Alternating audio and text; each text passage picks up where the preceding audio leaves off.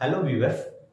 आज के video lecture में आज हम आगे बढ़ने से पहले पीछे के टॉपिक्स के बारे में कुछ चीज़ों को जान लेते हैं, रिकॉल कर लेते हैं कि पीछे के वीडियो में हमने सेंटेंस के बारे में पढ़ा था, सेंटेंस के पार्ट्स के बारे में पढ़ा था और हमने जाना था कि कोई भी अगर वाक्य लिखा जाता है तो उसके मुख्य रूप से मेनली दो पार्ट्स होते हैं, दो भाग होते हैं। क्या क्या होते थे?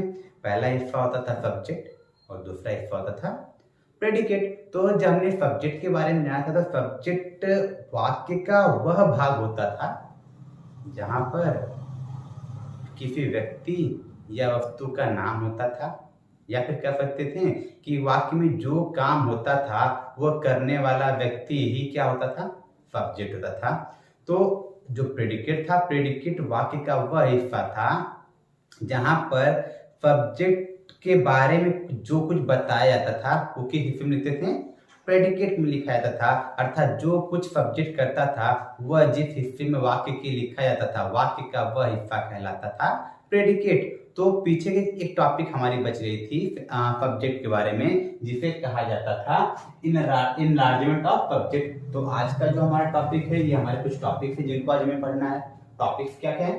पहला हमारा टॉपिक है इनलार्जमेंट ऑफ सब्जेक्ट। अगला टॉपिक है पार्ट्स ऑफ प्रेडिकेट। प्रेडिकेट का नॉलेज सबको हो गया। प्रेडिकेट होता क्या है? जिस प्रकार हमने सब्जेक्ट के पार्ट्स के बारे में जाना था कि सब्जेक्ट के प्लेस पर कौन कौन से शब्द आ सकते हैं, उनके बारे में हमने जाना था। तो सेम वे में आज हमको ये जानना है कि प्रेडिकेट के क्या क्या पार्ट्स होते हैं, प्रेडिकेट में कौन कौन से शब्द आ सकते हैं। तो उसमें हमको ये देखना था कि कभी कभी प्रेडिकेट में सिर्फ और सिर्फ वर्ब आ सकता है, कभी कभी तो प्रेडिकेट में वर्ब के साथ ऑब्जेक्ट हो सकता है, कभी कभी प्रेडिकेट में वर्ब के साथ अदर पार्ट्स ऑफ स्पीच भी हो सकते हैं। वो अदर पार्ट्स ऑफ स्पीच क्या क्या हो सकते हैं? नाउन हो सकता है, प्रोनाउन हो सकता है, एडजेक्टिव हो सकता है, एडवर्ब हो सकता है, कॉम्प्लीमेंट हो सकता है। सॉरी, यहाँ पर कॉम्प्लीमेंट की स्पेलिंग गलत हो गई है, ये हो जाएगा ई। कॉम्प्लीमेंट हो सकता है, जिरंड हो सकता है, इन्फिनेटिव हो सकता है। और इन द एंड हमको समझना है एक्सटेंशन ऑफ प्रेडिकेट, जिसको और क्या हो जाता है? Adverbial adjunct. तो आगे बढ़ने से पहले, इन टॉपिक्स को जानने से पहले हम स्टार्ट करते हैं इनलार्जमेंट ऑफ सब्जेक्ट। तो ये होता क्या है, कहते क्या है? बहुत लोग पहले सुन लोगे कि ये इनलार्जमेंट ऑफ सब्जेक्ट क्या होता है, किस चीज को कहा जाता है। तो ये जो इनलार्जमेंट ऑफ सब्जेक्ट होता है, ये या तो कोई एक शब्द होगा या शब्द समूह होगा। क्या कह सकते हैं? एक शब्द होगा या फिर शब्द समूह होगा। और ये ऐसे शब्द या शब्द समूह होंगे जो वाक्य में सब्जेक्ट के अर्थ में वृद्धि करते हैं। सॉरी, दोबारा रिपीट कर रहे हैं कि इनलार्जमेंट ऑफ सब्जेक्ट वे शब्द या शब्द समूह होते हैं जो सब्जेक्ट के अर्थ में वृद्धि करते हैं या सब्जेक्ट की विशेषता को बढ़ा देते हैं। वही शब्द क्या कहलाते हैं? वही शब्द कहलाते हैं इनलार्जमेंट ऑफ सब्जेक्ट। इसको एक एग्जाम्पल से समझते हैं। जैसे कि अगर मैं एग्जाम्पल लिखूं, ऑनेस्ट men are respected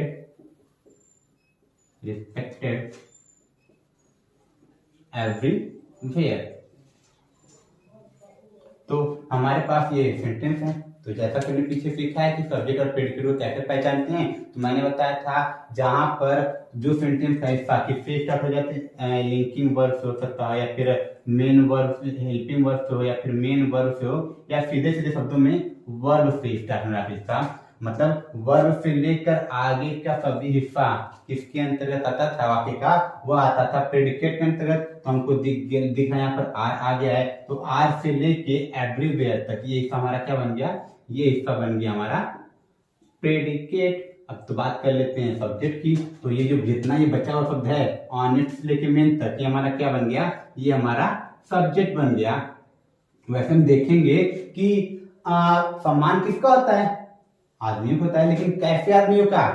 ईमानदार। अर्थात ये जो ऑनेस्ट शब्द आया है, इसने मेन अर्थात जो आदमियों, जो प्लूरल फॉर्म है आदमी का, तो उनके अर्थ में क्या कर दिया, उसने वृद्धि कर दिया, उसकी विशेषता को बढ़ा दिया है, तो ये ऑनेस्ट शब्द क्या कहलाएगा, ये ऑनेस्ट शब्द कहलाएगा इनलार्जमेंट ऑफ सब्जेक्ट।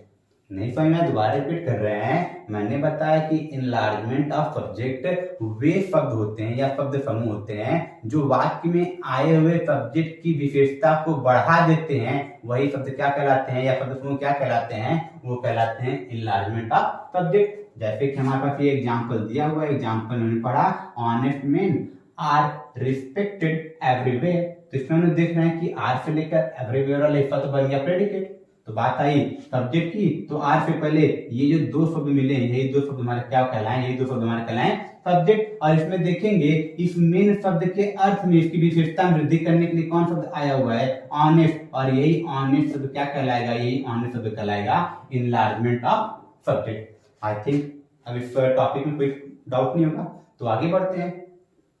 तो आगे का जो हमारा टॉपिक है पार्ट्स ऑफ सब्जेक्ट के बारे में, जो हमारा ये टॉपिक है पार्ट्स ऑफ सब्जेक्ट, तो हमको ये जानना है कि सॉरी उल्टा बोल रहा हूं कि हमको जो पढ़ना है आगे जो टॉपिक पार्ट्स ऑफ प्रेडिकेट, गलती होगी उसके लिए सॉरी। तो हमको क्या पढ़ना है, पार्ट्स ऑफ प्रेडिकेट। तो हमको ये जानना है कि वाक्य में प्रेडिकेट के स्थान पर, सॉरी प्रेडिकेट में कौन कौन से शब्द आ सकते हैं, प्रेडिकेट में कौन कौन से शब्द आ सकते हैं। तो हमको हम लोग जब जानेंगे तो हमको पता चलेगा कभी कभी प्रेडिकेट में सिर्फ और सिर्फ वर्ब हो सकता है। पूछेंगे कैसे, तो देखिए अगर मैं एग्जाम्पल अगर मैं ये बोलूं राम गोज, राम जाता है, तो हम लोग देखेंगे यहाँ फुल स्टॉप लग गया है, तो ये फुल स्टॉप लगने पे ऐसे सेंटेंस मतलब कि सेंटेंस हो गया, कंप्लीट हो चुका है। और हम देखेंगे तो काम कर रहा है जाने का, राम हो गया, तो राम हो गया तो सब्जेक्ट हो गया, और ये गोज हमारा क्या बन गया, ये हमारा बन गया है प्रेडिकेट, ये गोज हमारा बन गया है प्रेडिकेट।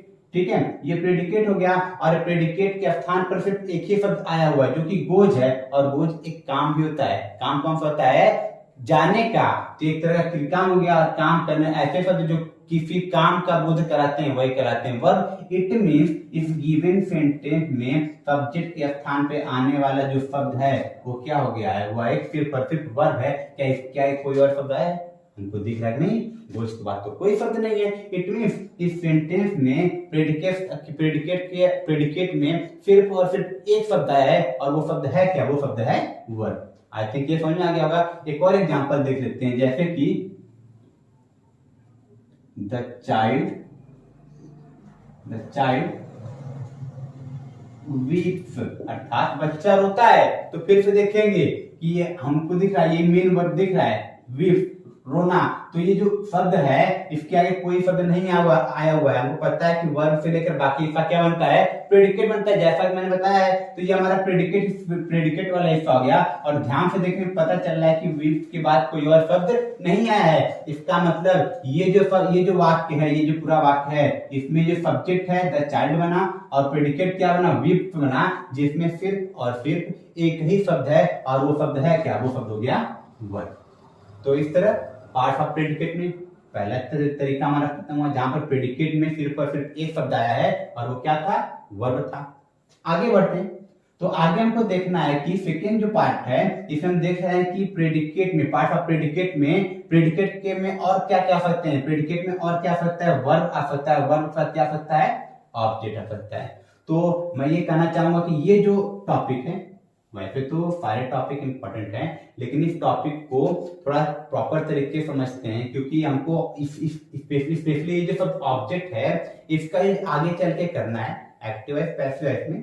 वहां पर हमको पैसिव वॉइस में ऑब्जेक्ट जो होती है सब्जेक्ट बनाने के लिए, तो उसका डिस्कशन बाद में करेंगे। तो इसको समझते हैं वर्ब प्लस ऑब्जेक्ट, कब, जब वो प्रेडिकेट में आए। तो इसके एग्जाम्पल को समझते हैं, जैसे कि अगर मैं ये बोलूं कि ही writes a letter, he writes a letter। तो यहां पर हम देख रहे हैं कि हमको देखना है सब्जेक्ट प्रेडिकेट, ध्यान से देखेंगे, राइट लिखना, ये वर्ब मिल गया, समझता है कि वर्ब से लेकर, वर्ब में क्या होता है, हेल्पिंग वर्ब होता है, लिंकिंग वर्ब होता है, मेन वर्ब होता है, वर्ब से लेकर आगे पूरा इसका क्या बन जाता है, प्रेडिकेट बन जाता है। जब प्रेडिकेट बन जाता है तो यहाँ देख रहे हैं कि वर्ब राइट मिल गया, राइट से लेकर अ लेटर तक का इसका क्या बन गया, ये हमारा बन गया पूरा प्रेडिकेट। ये हो गया हमारा प्रेडिकेट, और इसके पहले ये जो ही शब्द आया हुआ है ये क्या हमारा बन गया, सब्जेक्ट बन गया। तो ये सब्जेक्ट बन गया। तो कुछ लोग का क्वेश्चन ये उठ रहा होगा कि आप तो एक एग्जांपल के थ्रू दिखा रहे हैं, लेकिन हमको कैसे पता चलेगा कि किसी वाक्य में कब ऑब्जेक्ट है कब ऑब्जेक्ट नहीं है, क्योंकि कोई भी शब्द वर्ब के बाद आ जाए ऑब्जेक्ट हो ये तो जरूरी होता नहीं है। तो पता कैसे करेंगे, बहुत ही आसान तरीका है, उसको ही बता देते हैं इसी वक्त। क्या होता है, ऑब्जेक्ट, ऑब्जेक्ट करते हैं कर्म, कर्म का अर्थ जिसके ऊपर काम आश्रित होता है, फिर जिस उद्देश्य के लिए काम होता है वही हमारा क्या कहलाता है, ऑब्जेक्ट कहलाता है, जिसको हिंदी में कहा जाता है कर्म। तो बात आती है ढूंढने का, कैसे ढूंढेंगे किसी वाक्य में, हमको तो अर्थ निकालने आता है, फिर हमको ये पता करना नहीं आता है कि वाक्य में ऑब्जेक्ट कहाँ पर है, कौन सा शब्द ऑब्जेक्ट है, कौन सा शब्द ऑब्जेक्ट नहीं है। तो उसको थोड़ा समझते हैं। उसके लिए जब हम किसी वाक्य में 3 शब्द लिख रहे हैं, क्या, किसे या किसको, क्या, किसे या किसको क्रिया के साथ लगाकर प्रश्न करते हैं। क्या बोले, क्या, किसे या किसको लगाकर, किसके साथ, क्रिया के साथ, क्रिया के साथ इनमें से कोई शब्द लाकर प्रश्न करने पर उत्तर में जो शब्द प्राप्त होता है वही होता है उस दिए गए सेंटेंस का ऑब्जेक्ट। अब देखिए उसको थोड़ा अप्लाई करके देखते हैं। जैसे ये सेंटेंस दिया हुआ है, लिखा है ही राइट्स अ लेटर, वह एक पत्र लिखता है। क्या हो जाएगा, वह एक पत्र लिखता है। तो ये हमारा सेंटेंस हो गया। अगर मैं इस सेंटेंस में ये क्वेश्चन लगाऊं कि वह क्या लिखता है, वह क्या लिखता है, तो आंसर क्या मिलेगा, वह एक पत्र लिखता है। अब पत्र मतलब, एक पत्र मतलब अ लेटर। इट मींस इस सेंटेंस में जो ऑब्जेक्ट मिला है वो ऑब्जेक्ट क्या मिल गया है, अ लेटर मिल गया है। लेकिन फिर भी कुछ लोग क्वेश्चन नहीं करेंगे, आपने क्या से प्रश्न किया, किसे या किसको तो क्यों नहीं किया। आखिर आप ही तो बोल रहे हैं ना कि ऑब्जेक्ट ढूंढने के लिए हम लोग क्या लाकर प्रश्न कर सकते हैं, किसे या किसको लाकर प्रश्न कर सकते हैं। जिनको इंग्लिश में प्रश्न करना है वो क्या ला देंगे, वो क्या के लिए, व्हाट, किसे या किसको के लिए, ये हो जाएगा हूं। ठीक है, तो बात ये आती है कि हम ही तो बोल रहे हैं कि ऑब्जेक्ट ढूंढना है तो इन तीनों में से कोई शब्द लगा दें, लेकिन जब यहाँ पर ऑब्जेक्ट ढूंढने की बात आई तो आपने क्या लगाया, किसे या किसको नहीं लगाया। तो इसके पीछे का रीजन ये होता है क्योंकि ये ऑब्जेक्ट होते हैं, ये जो ऑब्जेक्ट ये भी 2 प्रकार के होते हैं। ऑब्जेक्ट कितने प्रकार के होते हैं, 2 प्रकार के होते हैं। एक ऑब्जेक्ट होता है डायरेक्ट ऑब्जेक्ट, डायरेक्ट ऑब्जेक्ट, और एक ऑब्जेक्ट होता है इनडायरेक्ट ऑब्जेक्ट। अब बात आएगी भैया, अब ये क्या बोल रहे हैं, पहले ऑब्जेक्ट बोले, ढूंढने का तरीका होता है, तो हमने पूछा कब ये से लगाना, तो अब बोल रहे हैं कि डायरेक्ट ऑब्जेक्ट इनडायरेक्ट ऑब्जेक्ट। हमारे क्वेश्चन का आंसर इसी से है।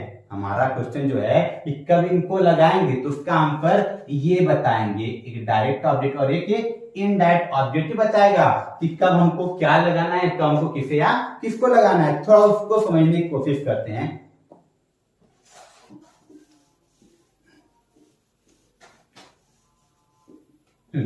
तो देखते हैं, जैसे कि पिछला जो सेंटेंस में लिखा था, मैंने पिछले सेंटेंस में लिखा था ही राइट्स अ लेटर, ठीक है। और एक और चीज लिख देता हूं, राम बीट्स राजू, राम बीट्स राजू। ये हमारे पास 2 सेंटेंस हैं। चलिए देखते हैं इसका जो अर्थ हो जाएगा, इसका अर्थ हो जाएगा वह एक पत्र लिखता है, और इसका क्या हो जाएगा, राम राजू को पीटता है। तो हमको इन सेंटेंसेज में ऑब्जेक्ट ढूंढना है। तो अगर इस सेंटेंस में क्रियापद के लिए पूछूं कि अच्छा वह क्या लिखता है, तो आंसर हमको क्या मिलेगा कि वह एक पत्र लिखता है, अर्थात अ लेटर। तो इस सेंटेंस में ऑब्जेक्ट क्या मिल गया, अ लेटर, पत्र। और यहाँ पर पूछे राम राजू को पीटता है, तो अगर एक क्वेश्चन बने कि राम किसे पीटता है, तो हमको आंसर क्या मिलेगा, राम राजू को पीटता है, अर्थात यहाँ पर ऑब्जेक्ट क्या मिल गया, राजू। अब थोड़ा और गौर से देखिए, समझने की कोशिश कीजिए। अ लेटर एक पत्र, ये एक प्रकार का वस्तु है जो साफ नहीं सकता है, अर्थात ये नॉन लिविंग है। लेकिन जब राजू शब्द पे ध्यान देंगे, ये तो किसी का नाम है, और किसी का नाम क्या होता है, इंसान, इंसान अर्थात लिविंग थिंग। इससे हमको ये पता चला, जब इसको हम खोजा था, इसको हमको पता करना था, तो हमने क्या लगा के प्रश्न किया, ये पद क्या, हमने क्या लगा कर प्रश्न किया। और जब यहाँ पर हमको ऑब्जेक्ट ढूंढना था, तो हमने क्या लगाया, किसे।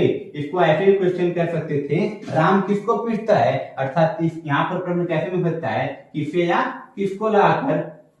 और ध्यान से देखेंगे तो जब किसे या किसको लगाए, तुमको ऑब्जेक्ट जो मिला है राजू, वह एक लिविंग थिंग है। और जब हमने क्या लगाकर प्रश्न किया है, तो हमको जो ऑब्जेक्ट मिला है वह क्या मिला है, नॉन लिविंग थिंग मिला है। तो इसी से यहाँ पर इनका डेफिनेशन बनता है कि ऐसे ऑब्जेक्ट जो निर्जीव वस्तुओं के लिए प्रयुक्त होते हैं, उपयोग किए जाते हैं, यूज किया जाता है, उसे कहा जाता है डायरेक्ट ऑब्जेक्ट, अर्थात प्रत्यक्ष कर्म। उसे क्या कहते हैं, डायरेक्ट ऑब्जेक्ट, प्रत्यक्ष कर्म। और ऐसे ऑब्जेक्ट जो लिविंग थिंग्स अर्थात सजीव के लिए प्रयोग किया जाता है, उन्हें कहा जाता है इनडायरेक्ट ऑब्जेक्ट, अर्थात इनडायरेक्ट ऑब्जेक्ट हिंदी में क्या कहते हैं, अप्रत्यक्ष कर्म। और जब भी किसी वाक्य में डायरेक्ट ऑब्जेक्ट खोजना होगा, तब हम प्रश्न करेंगे क्रिया के साथ क्या लगाकर। जो भी वाक्य में क्रिया होगा, वर्ब होगा, उस वर्ब के साथ हिंदी में क्या, इंग्लिश में व्हाट लगाकर प्रश्न करने पर उत्तर में जो शब्द मिले वो होगा ऑब्जेक्ट। और कौन सा ऑब्जेक्ट होगा, उसका आंसर क्या हो जाएगा, डायरेक्ट ऑब्जेक्ट। लेकिन जब वाक्य में जो ऑब्जेक्ट मिल रहा है, किसे या किसको मिल रहा है, तो वहां पर जो ऑब्जेक्ट प्राप्त होगा वो बन जाएगा इनडायरेक्ट ऑब्जेक्ट। इंग्लिश में खोजने के लिए कौन सा शब्द लाएंगे, home. I think direct object और इनडायरेक्ट ऑब्जेक्ट का कॉन्सेप्ट क्लियर होगा। तो एक और एग्जांपल ले लेते हैं। कभी कभी क्या होता है, वाक्य में दोनों ऑब्जेक्ट एक साथ आ जाते हैं। जैसे कि इसी सेंटेंस में अगर ऐसे लिख दूं, इसको लिख दिया जाए, he writes a letter to me, he writes a letter to me।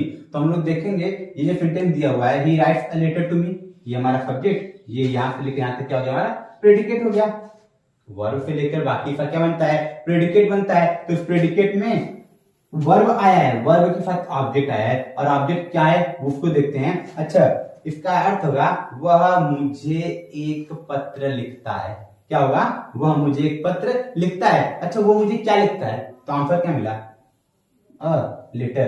किस शब्द से मिला है, क्या शब्द का आंसर मिला है। जब क्या शब्द का आंसर मिला है, तो और दिख भी रहा है हमको, अ लेटर एक पत्र, पत्र क्या होता है, एक निर्जीव वस्तु है। तो कौन सा ऑब्जेक्ट हो गया, ये हो गया डायरेक्ट ऑब्जेक्ट। लेकिन अच्छा, वह पत्र किसे लिखता है, वह पत्र किसे लिखता है, तो आंसर क्या मिलेगा, मुझे लिखता है। यहाँ पर हमको दो ऑब्जेक्ट मिल गए, मुझे मतलब कोई इंसान, मुझे मतलब क्या हो गया, मी मतलब किसी इंसान की जो प्रयुक्त होता है। ये एक इंसान के लिए आया हुआ शब्द है, तो इंसान अर्थात लिविंग थिंग। तो ये कौन सा ऑब्जेक्ट हो गया, ये ऑब्जेक्ट हो गया है indirect object.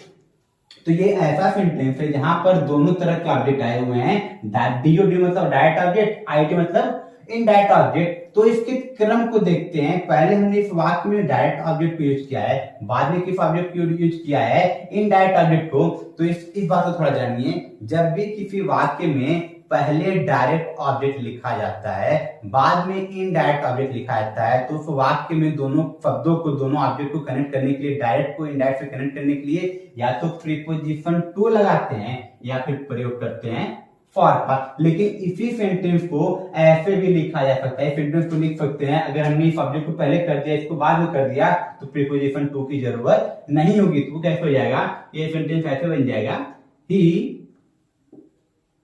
Rights me a letter, he writes me a letter. अब देखिए जैसे ही हमने क्या किया, ये जो इनडायरेक्ट ऑब्जेक्ट मी था उसके स्थान को हमने राइट के तुरंत बगल में कर दिया, और ये जो डायरेक्ट ऑब्जेक्ट था इसको कहां कर दिया, बाद में कर दिया। ये जो प्रीपोजिशन टू था वो यहाँ से सेंटेंस से हट गया।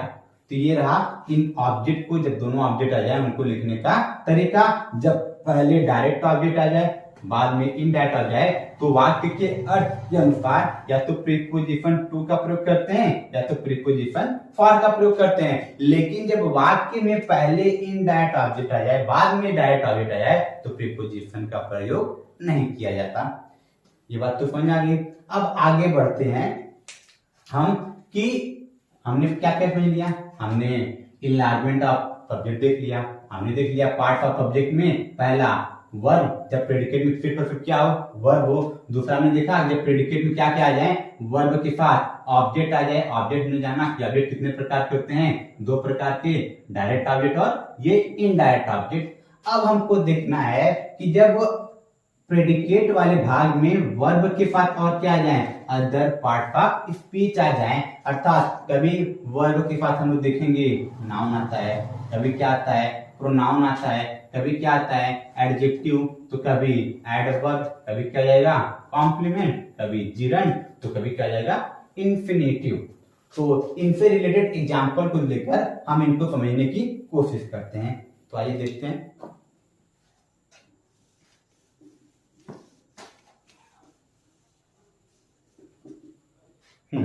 तो पहले देखते हैं नाम वाले हिस्से को।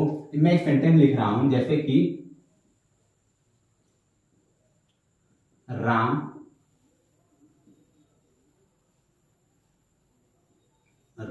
Pledge cricket. Ram pledge cricket, तो राम क्रिकेट खेलता है। राम क्या करता है, राम क्रिकेट खेलता है। तो हम लोग देखेंगे हमारे यहाँ पर ये जो सेंटेंस है यहाँ पर वर्ब तो प्लेज आ गया, प्लेज से लेकर क्रिकेट तक कैसा क्या बन गया, हमारा प्रेडिकेट बन गया। और इस प्रेडिकेट में वर्ब के साथ क्या शब्द आया हुआ क्रिकेट, जो एक तरह से ऑब्जेक्ट भी है। कोई सकते हैं राम क्या खेलता है, राम क्रिकेट खेलता है, हमको दिख रहा होगा। तो इसमें और ये पार्ट्स ऑफ स्पीच में जो शब्द क्रिकेट है ये खेल का नाम है, और किसी भी वस्तु स्थान या व्यक्ति के नाम क्या करते हैं, संज्ञा करते हैं, नाउन करते हैं। इसका मतलब यहाँ पर वर्ब के साथ आने वाला शब्द क्या हो गया है, आने वाला शब्द क्या हो गया है नाउन। यहाँ पर पहला कंडीशन पूरा हुआ, जहाँ पर वर्ब के साथ क्या सकता है नाउन आ सकता है, कहाँ पर प्रेडिकेट में। और ये हमारा राम क्या था, राम हमारा हो गया था सब्जेक्ट। ये बात समझ में आ गया, क्लियर है। अब बात करते हैं कभी कभी क्या आता है प्रोनाउन आता है, उसको देखते हैं। You are not helping me, you are not helping me. अब देखते हैं कि अभी सेंटेंस को ध्यान से देखेंगे तो यहाँ पर आर हमको मिल गया, आर मिल गया है। आर के बाद हमको दिख रहा है यहीं से आर से लेके ये पूरा ऐसा क्या बन जाएगा, ये पूरा ऐसा बन जाएगा प्रेडिकेट, और यू क्या बन जाएगा हमारा सब्जेक्ट। ये हो गया प्रेडिकेट और ये पूरा ऐसा क्या हो गया है प्रेडिकेट, ये हो गया प्रेडिकेट। और ये जो हिस्सा मिला है ये हिस्सा यू क्या मिल गया हमारा सब्जेक्ट। अब इस हिस्से को ध्यान से देखेंगे तो ये तो हेल्पिंग वर्ब आ गया है, हेल्पिंग वर्ब है क्योंकि ये मेन वर्ब की सहायता कर रहा है टेंस बनाने में। कौन सा टेंस, प्रेजेंट कॉन्टिन्यूअस टेंस। अब ये देखिए इसके बाद ये जो मेन वर्ब है, मेन वर्ब के बाद आने वाले जो शब्द मी है, मी क्या होता है, ये होता है पर्सनल प्रोनाउन। इस बार अर्थात कह सकते हैं यहाँ पर वर्ब अर्थात मेन वर्ब के बाद आने वाला शब्द जो अदर पार्ट्स ऑफ स्पीच में है वो हमारा क्या हो गया है, वो हमारा हो गया है प्रोनाउन। किस रूप में, वो प्रोनाउन मी के रूप में। तो हमने दो सेंटेंस से सीख लिया है कि प्रेडिकेट में क्या क्या होता है अदर पार्ट्स ऑफ स्पीच में वर्ब के साथ। पहले सेंटेंस हमने देखा वर्ब के साथ क्या गया है क्रिकेट, जो कि क्या था नाउन था। और यहाँ पर देखेंगे you are not helping me, तुम मेरी सहायता नहीं कर रहे हो। मतलब यहाँ पर वर्ब के साथ बाद आने वाले जो शब्द है मी, ये क्या हो गया हमारा एक तरह का प्रोनाउन। और ये कौन सा प्रोनाउन है, ये है एक पर्सनल प्रोनाउन ऑब्जेक्टिव केस में। तो नाउन प्रोनाउन की बात हुई। अब बात कर लेते हैं एडजेक्टिव की, कि मतलब कब कभी भी क्या होता है प्रेडिकेट में हमारा एडजेक्टिव भी आ जाता है। एडजेक्टिव कब आता है उसको देखते हैं। जैसे मैं ये लिखूं,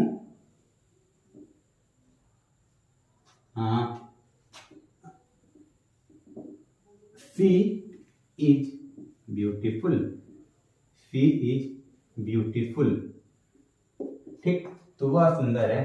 तो अभी भी कुछ लोग प्रॉब्लम होगी कि नाउन तो बता रहे हैं, प्रोनाउन तो बता रहे हैं, एडजेक्टिव बता रहे हैं, होते क्या हैं ये नाउन प्रोनाउन एडजेक्टिव एडवर्ब होते क्या है, थोड़ा इनको जान लेते हैं। नाउन, नाउन क्या होता है, बचपन से पढ़ते चले आ रहे हैं। Noun is the name of person, place और थिंग, अर्थात जो नाउन होता है, जो संज्ञा होता है, किसी भी वस्तु, व्यक्ति या स्थान का नाम होता है। आगे बात करते हैं प्रोनाउन की। प्रोनाउन क्या होता है, pronoun is a word that is used in place of noun, अर्थात संज्ञा के स्थान पर प्रयुक्त होने वाला शब्द क्या कहलाता है, उसे कहते हैं प्रोनाउन। तो इसके एग्जांपल को हमने देख लिया था। बात करते हैं एडजेक्टिव की। एडजेक्टिव क्या होता है, एडजेक्टिव एक ऐसा शब्द होता है, adjective is a word that describe a noun और प्रोनाउन, अर्थात एडजेक्टिव जिसको हिंदी में कहते हैं विशेषण। विशेषण एक ऐसा शब्द होता है जो वाक्य में आए हुए संज्ञा या सर्वनाम की विशेषता बताता है। यहाँ पर सेंटेंस को देखेंगे, शी इज ब्यूटीफुल, वह सुंदर है। प्रोनाउन क्या मिल गया, शी, वह क्या है, सुंदर है, तो उसकी विशेषता को बताए ना, वो सुंदर है। तो यही शब्द क्या बन जाएगा, हमारा एडजेक्टिव बन जाएगा। हमारा क्या बन गया, एडजेक्टिव। अब आगे बात करते हैं अपने मेन टॉपिक पर आते हैं प्रेडिकेट में। तो हमको दिख रहा है यहाँ पर हमको वर्ब मिल गया है, वर्ब इज है, तो इज से लेकर ये ब्यूटीफुल पर हमारा क्या बन गया, प्रेडिकेट बन गया। ये हमारा बन गया है प्रेडिकेट। और जब इसको देखेंगे ये हमारा क्या हो गया है, सब्जेक्ट। अब यहाँ से देखेंगे इस तो वर्ब था, इस क्या था, हमारा वर्ब था, और इस वर्ब के बाद आने वाला शब्द ब्यूटीफुल, जिसको हमने अभी क्लासिफाई किया, ये क्या था हमारा, ये हमने आइडेंटिफाई किया था, ये एडजेक्टिव है। इसका मतलब इस बार प्रेडिकेट में वर्ब के साथ आने वाला सब्जेक्ट शब्द क्या बन गया, वर्ड क्या है, वर्ब के साथ आने वाला वर्ड जो है वो एक है एडजेक्टिव। क्लियर है। तो हमने नाउन को समझ लिया, प्रोनाउन को समझ लिया, एडजेक्टिव समझ लिया। अब बात कर लेते हैं एडवर्ब की, अर्थात हमको वो केस देखना है जहां पर प्रेडिकेट में एडवर्ब भी आता है वर्ब के बाद। तो उसका एग्जांपल देखते हैं। जैसे कि मैं ये लिखूं, I spoke well, I spoke well, ये हमारे पास सेंटेंस है। मैंने अच्छा बोला,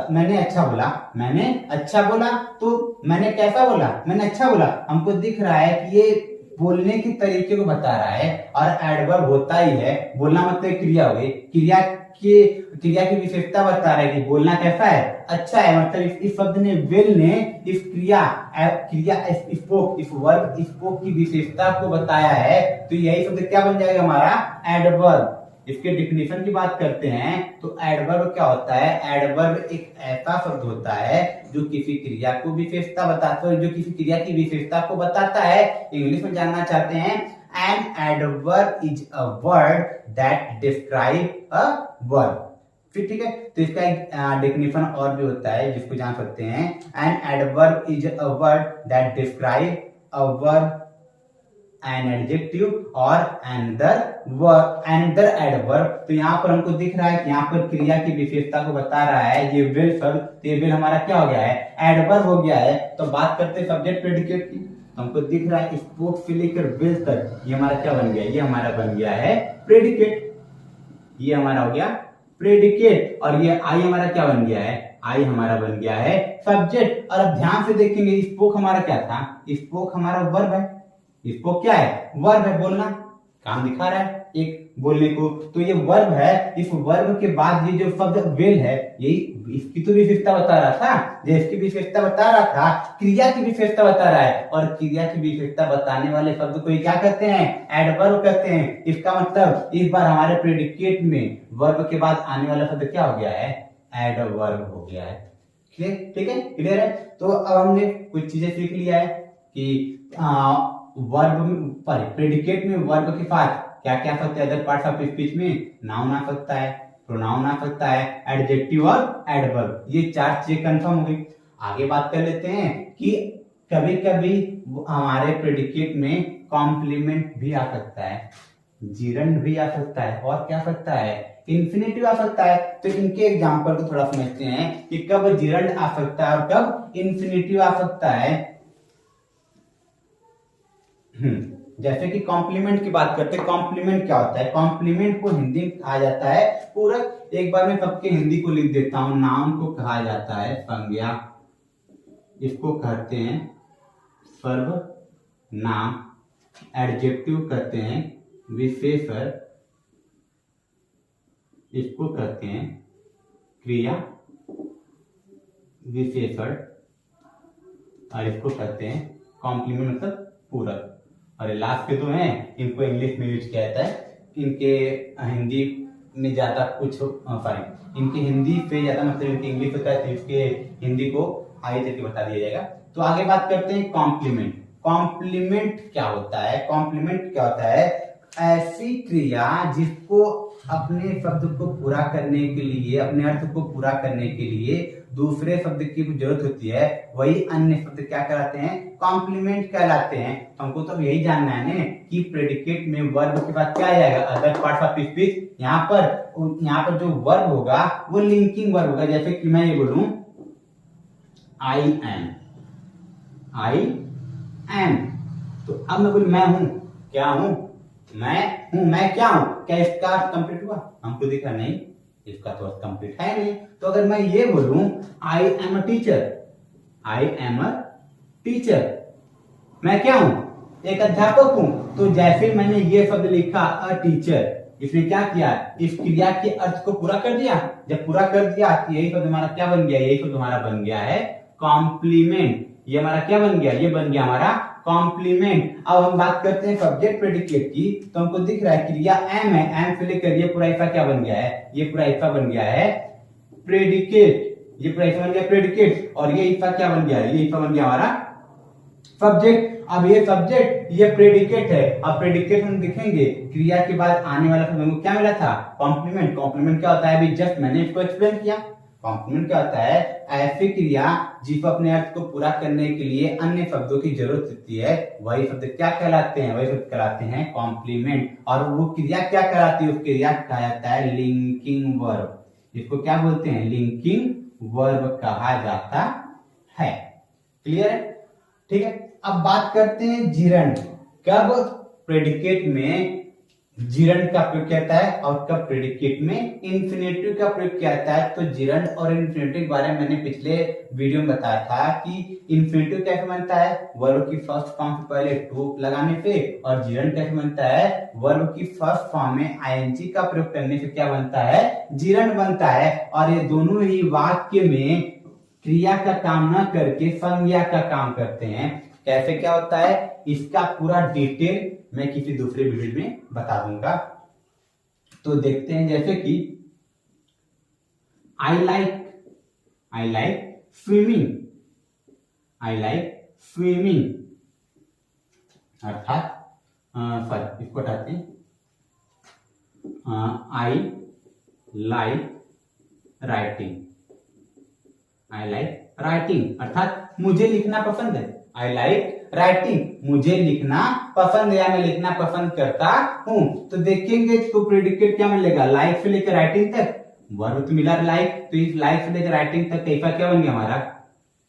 प्रेडिकेट। ये बन गया हमारा प्रेडिकेट। और ये जो आई बना है ये हमारा क्या बन गया है? ये हमारा बन गया है सब्जेक्ट। अब इसको गौर से देखेंगे तो मैंने बताया कि ये पूरा प्रेडिकेट बन गया, ये वर्ब है, ये वर्ब हो गया।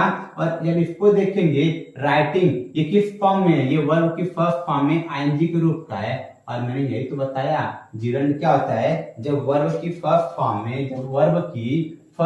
में आईएनजी का प्रयोग करते हैं तो वो क्या होता है? जिरंड होता है। वर्ब की फर्स्ट फॉर्म में आईएनजी प्रेजेंट पार्टिसिपल में भी लगता है, तो उसका यूज, उसके बारे में डिटेल जानकारी हम आगे की वीडियो में ले लेंगे। तो अभी के लिए जान लेते हैं कि वर्ब के फर्स्ट फॉर्म में आईएनजी लगाने क्या बनता है? जिरंड बनता है। और जब हिंदी में ऐसे क्रिया का अर्थ निकालते हैं तो उस क्रिया के अंत में ना, नी या फिर ने ऐसे शब्द आ जाते हैं। ऐसे अगर इसका अर्थ निकालेंगे तो क्या आ जाएगा? मैं तैरना पसंद करता मैं तैरना पसंद करता हूं। तो जब ध्यान से देखेंगे तैरना, सॉरी उल्टा हो गया, गलत लिख दिया, राइटिंग था ना, मैं लिखना पसंद करता हूं, मैं लिखना